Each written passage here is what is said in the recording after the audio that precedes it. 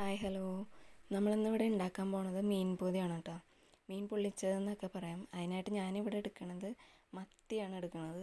അപ്പോൾ മത്തി വേറെ മീൻ വേണമെങ്കിൽ എടുക്കാം, നമുക്ക് നമ്മുടെ ചോയ്സാണ്. ഉണ്ടാക്കുന്ന രീതിയൊക്കെ ഒരുപോലെയാണ്. മീൻ നമുക്ക് ഏതാണെന്ന് വെച്ചാൽ നമ്മുടെ കയ്യിലുള്ള മീൻ നമുക്ക് എടുക്കാം. നമുക്ക് ഏതാ അവൈലബിൾ ആയിട്ടുള്ളതെന്ന് വെച്ചാൽ അതെടുക്കാം. ഞാനിപ്പോൾ ഇവിടെ എടുക്കുന്നത് മത്തിയാണ്. മത്തി നന്നായിട്ട് കഴുകി വൃത്തിയാക്കിയിട്ട് ഞാൻ മഞ്ഞൾപ്പൊടിയും മുളക് പൊടിയും ഉപ്പും കുറച്ച് വെളിച്ചെണ്ണ ഒഴിച്ച് നന്നായിട്ട് പുരട്ടി മുളകൊക്കെ പിടിക്കാൻ വേണ്ടി ഒരു നൈറ്റ് ഫുള്ള് ഫ്രിഡ്ജിൽ വെച്ചു. കുറഞ്ഞത് ഒരു അരമണിക്കൂറെങ്കിലും വയ്ക്കണം. ഞാനൊരു നൈറ്റ് ഫുള്ള് വെച്ചു. അത് നന്നായിട്ട് മുളകൊക്കെ ഒന്ന് പിടിക്കാൻ വേണ്ടിയാണ്. അത് കഴിഞ്ഞ് അതെടുത്ത് നമുക്ക് ഷാലോ ഫ്രൈ ചെയ്തെടുക്കാം. ഫുള്ളായിട്ട് ഫ്രൈ ചെയ്യരുത്, ഷാലോ ഫ്രൈ ചെയ്യുക. ഒരുപാട് വേവാതെ പകുതി വേവോടുകൂടി നമുക്ക് ഫ്രൈ ചെയ്തെടുക്കുക. രണ്ട് വശം പതുക്കെ തിരിച്ചിട്ട് ഒരു 1-2 മിനിറ്റ് വീതം ഫ്രൈ ചെയ്താൽ മതിയാവും. അങ്ങനെ ഫ്രൈ ചെയ്തെടുത്ത് കോരി മാറ്റുക.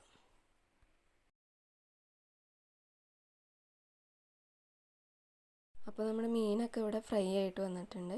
ഇതുപോലെ ചെറിയ രീതിയിൽ ഫ്രൈ ചെയ്തെടുക്കാം. അല്ല, ഫ്രൈ ചെയ്യാതെ നേരിട്ട് വാഴയിലയിൽ വെച്ച് പൊള്ളിക്കണവരുണ്ട് കേട്ടോ. ഇതിപ്പോൾ ഞാൻ ഇങ്ങനെയാണ് ചെയ്യണത്. അപ്പോൾ മീനൊക്കെ ഫ്രൈ ചെയ്ത് മാറ്റിയിട്ട് അതേ പാനിലേക്ക് കുറച്ചും കൂടി വെളിച്ചെണ്ണ ഒഴിച്ചിട്ട് വെളുത്തുള്ളിയും ഇഞ്ചിയും ചെറുതായിട്ട് അരിഞ്ഞത് ഇട്ട് ഒന്ന് മൂപ്പിച്ചെടുക്കുക. അതിനുശേഷം ഒരു മീഡിയം സൈസ് സവാള നീളത്തിൽ അരിഞ്ഞിട്ട് അത് നന്നായിട്ടൊന്ന് വഴറ്റിയെടുക്കുക. ഒരുപാട് ബ്രൗൺ കളർ ആവണ്ട, ഒരു പകുതിയോളം എന്തായാലും മതി.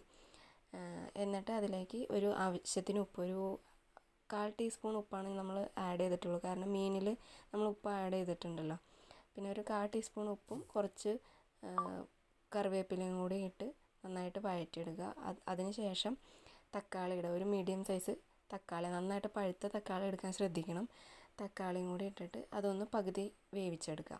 അത് പകുതി വെന്ത് വരുമ്പോൾ അതിലേക്ക് നമ്മൾ ചില്ലി ഫ്ലെക്സ് ആഡ് ചെയ്യുക. ചില്ലി ഫ്ലെക്സ് ആഡ് ചെയ്യും, അല്ലെങ്കിൽ കാശ്മീരി ചില്ലി പൗഡർ ആഡ് ചെയ്താലും മതി.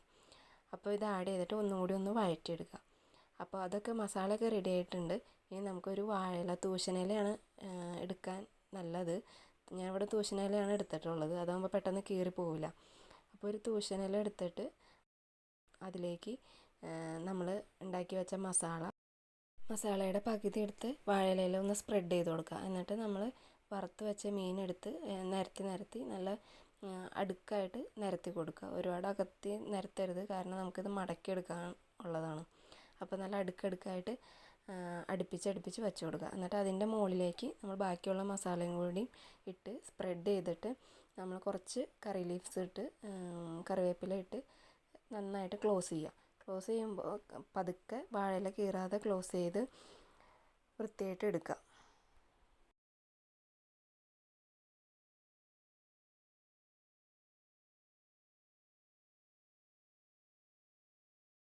അപ്പോൾ നമ്മൾ ഈ മീനൊക്കെ ഇട്ട് നന്നായിട്ട് പൊതിഞ്ഞ് എടുത്തിട്ടുണ്ട്. ഇനി ഈ 2 സൈഡ് നമ്മൾ ഉള്ളിലേക്ക് മടക്കി കൊടുത്താൽ അത് തുറന്നു വരാതെ നല്ല വൃത്തിയായിട്ടിരിക്കും.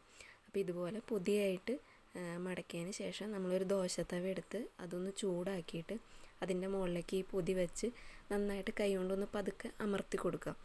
അമർത്തി കൊടുത്തതിന് ശേഷം ഒരു അടപ്പെടുത്ത് അതൊന്ന് ഒരു 5 മിനിറ്റ് അടച്ചു വയ്ക്കാം. 5 മിനിറ്റ് കൂടുതൽ അടച്ചു വയ്ക്കേണ്ട. അത് കഴിഞ്ഞ് അടപ്പ് ഇല്ലാതെ തുറന്നു വെച്ചാലും മതി. അത് കഴിഞ്ഞ് അടപ്പെടുത്ത് മാറ്റി 2 സൈഡും 5-6 മിനിറ്റ് വീതം വേവിച്ചെടുക്കുക. അപ്പോൾ ഇലയൊന്ന് വാടി വരുമ്പോൾ നമുക്ക് തീ ഓഫ് ചെയ്യാവുന്നതാണ്. അത് കഴിഞ്ഞ് നമ്മൾ ഓപ്പണാക്കി അപ്പോൾ തന്നെ ഒന്ന് ജസ്റ്റ് ഓപ്പണാക്കി അതിൻ്റെ ആവി കളഞ്ഞാൽ നല്ലതായിരിക്കും. കാരണം ആ വെള്ളം അതിൻ്റെ ഉള്ളിലേക്ക് ഇരിക്കാതിരിക്കാനാണ് അപ്പോൾ തന്നെ ആവി കളയണമെന്ന് പറയണത്. അത് കഴിഞ്ഞ് നമുക്ക് ഓപ്പണാക്കി നല്ല അടിപൊളി മീൻ മസാല നമുക്കിവിടെ റെഡി ആയിട്ടുണ്ട്. മീൻ പൊതിയെന്നും പറയും, മീൻ പൊള്ളിച്ചതെന്നും ചില സ്ഥലത്തൊക്കെ പറയാറുണ്ട്. അപ്പോൾ നമ്മുടെ മീൻ പൊതി ഇവിടെ റെഡി ആയിട്ടുണ്ട്. അപ്പോൾ നമ്മുടെ ഇന്നത്തെ വീഡിയോ ഇത്രേ ഉള്ളൂ. നിങ്ങൾക്ക് ഈ വീഡിയോ ഇഷ്ടമായെങ്കിൽ ലൈക്ക് ചെയ്യാനും ഷെയർ ചെയ്യാനും മറക്കരുത്. നമ്മുടെ ചാനൽ ആദ്യമായിട്ട് കാണുന്നവരുണ്ടെങ്കിൽ ചാനൽ സബ്സ്ക്രൈബ് ചെയ്യണേ. Okay, by.